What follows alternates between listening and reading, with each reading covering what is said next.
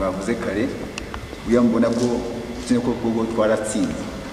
ariko rero hari bigeze kuyivuga ko tagomba aho ngaho ngo turyame ngo twaratsinze bihera aho ngaho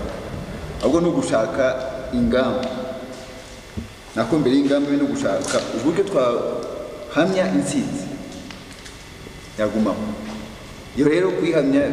biri bashaka ubuhe buryo nkuko tusigeze kuyivuga no gushakisha ku buryo bwose abagome bahekuye u Rwanda aho baba bari hose cyo ni kimwe ari mu mahanga ari no mu gihugu imbere. Ikindi cya kabiri ni ugushaka noneho ingamba zo kurwanya icyo cyose cyashaka guhirika intsinzi. Ni byinshi ari mu bantu hari ibitekerezo by'abantu hari amapati yashingwa yandi ashaka kugira ngo bahirike iyo ntsinzi, ibyo tugomba kubishaka tukabirwanya.